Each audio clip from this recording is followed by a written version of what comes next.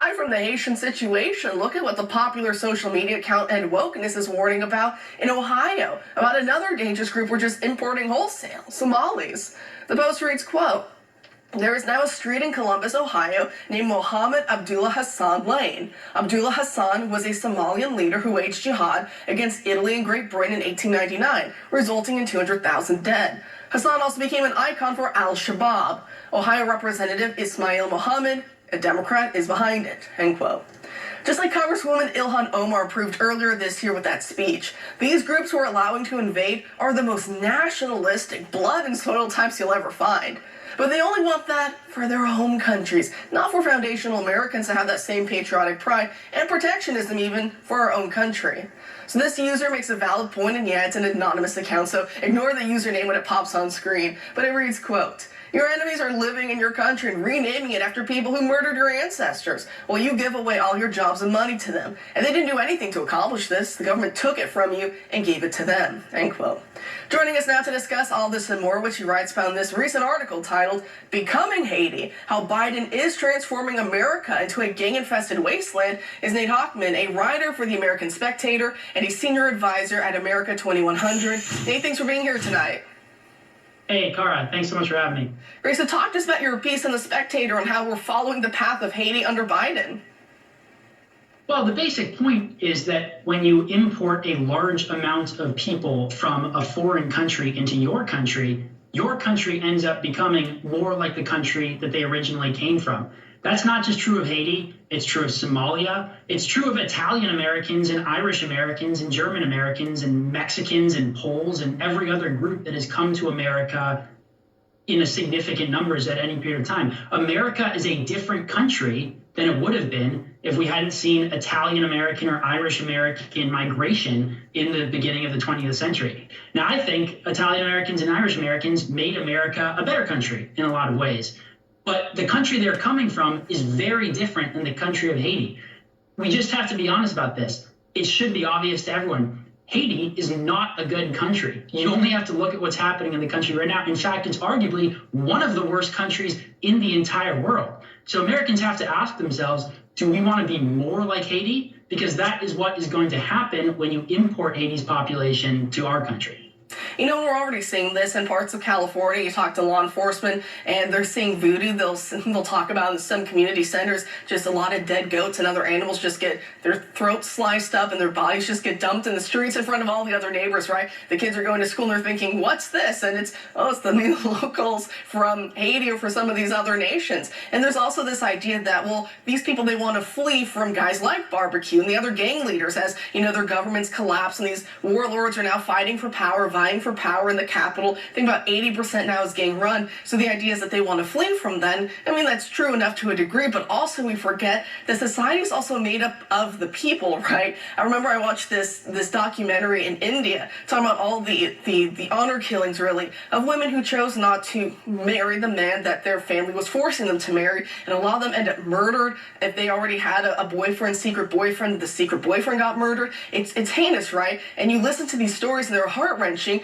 But then when you watch the documentary, the whole thing is about how even the old ladies who were forced into it themselves, they didn't like being forced into a marriage at 15, but now they're 65 and they're watching these other young girls in the marketplace, and if they see something they don't like, they're one of the first to call the hit squad and say, hey, that girl's hanging out with a boy that her family didn't approve of. And you realize it's the society, really, right? It's all these different factors. It's not just 0.0001% of the population's forcing the rest of them to live a certain way. It's just there's a certain cultural milieu that, like you said, you bring it here, and that causes problems. You know, the State Department says you go to some of these countries, you have to leave a DNA test with your doctor because they don't know if you're going to come back alive. They might just get part of your arm back, and they have to try and identify you that way. And you think, well, thank God I don't live in that country. Not my problem.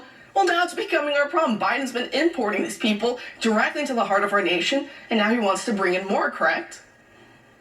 No, that's exactly correct. And it's an important point. Look, the character of a country is created by the broader conditions in the country. So obviously, it's true that the majority of Haitians are probably not cannibals. The majority of Haitians are not warlords like Barbecue. But the fact of the matter is, the broader character of a country like Haiti is what allowed the conditions that we're seeing right now, the cannibalism, the warlords taking over the entire country, the prison breaks, the gangs storming the airports, that is a product of the broader conditions in Haiti. It is traditionally in America, we are not a country where something like cannibal warlords taking over the capital could have happened. That's because of the broader conditions in America. So again, when you bring in a substantial portion of the country of Haiti, remember, Haiti is only something like 17 million people total. So when you're importing, a million Haitians, that's a significant part of the country.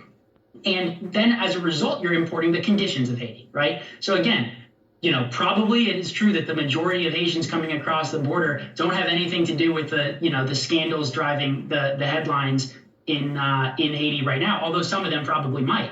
But regardless, en masse, at scale, they are bringing the conditions of Haiti with them. And that's true of every other country as well, but that is sending a large amount of immigrants here.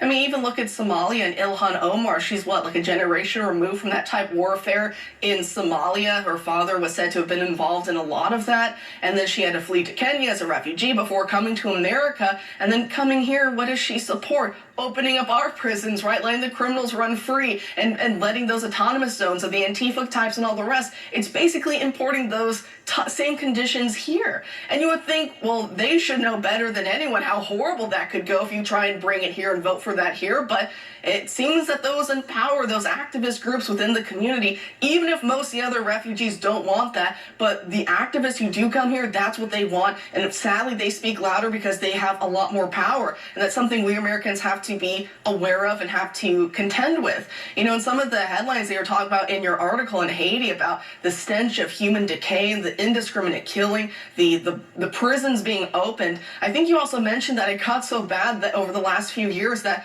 the Dominican Republic, they had to go all out on their own border security to keep themselves safe. So again, this can't be played as a racist issue because you got the Dominican Republic basically next door saying, we're not going to put up with this. No, that's exactly right. I mean, it is, so shocking and racist of the Dominican Republic to build a border wall with Haiti. But it just goes to show that as the conditions worsened over the last few years and gangs took over more and more of Haiti and the killings and indiscriminate violence got worse and worse, the Dominican Republic constructed a border wall. And then when the gang violence got worse, they started patrolling the border wall with military guards. And then most recently, when the gang violence, reached a fever pitch, they carried out mass deportations. They deported tens of thousands, I think over 170,000 Haitians from their country back over to the border wall. So the Dominican Republic has direct experience with the conditions in Haiti seeping over into their country, and they responded as a rational, self-interested country would.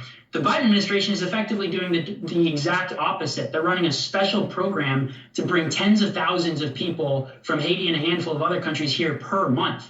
And just that program alone has brought something like 120,000 Haitians since fall of 2022, just in that program. That's not on top of all the other Haitians who are coming here, in general. And the Haitians are one of the top nationalities crossing the Darien Gap. So the country that has the most direct experience with Haiti is doing really harsh border security because they don't want their country to become like Haiti. We're doing the exact opposite. And I think that is nothing short of suicidal on the behalf of the Biden administration. And using another example to dispel and to head off anyone who thinks that there's a race argument being made, the LA Times, if anyone keeps track of what they've been writing about this last year or two, is all the white Americans who've been flooding into parts of Mexico, and they're crying about the gentrification. These people aren't speaking Spanish. They're destroying local cultures and traditions and customs and on and on and on. And I'm thinking, wait a second. So a lot of people import themselves into your country. Everything gets changed because of that, because they don't want to assimilate. They're not there for assimilation. They're there to hide out from steep taxes in America and crime and all the rest. And you're telling me it changes things and you don't like the way it's going for, the people who are native to the area? Imagine that, because when we try and say that about our communities here in America, well, we're racist and evil. So it just shows it only goes one way, and they know our arguments are true, but they just would rather pretend that it's not because they have their own motives. So there's so much more we could get into, but I did want to at least get to this other article you recently wrote. The Spectator, I believe you published it either today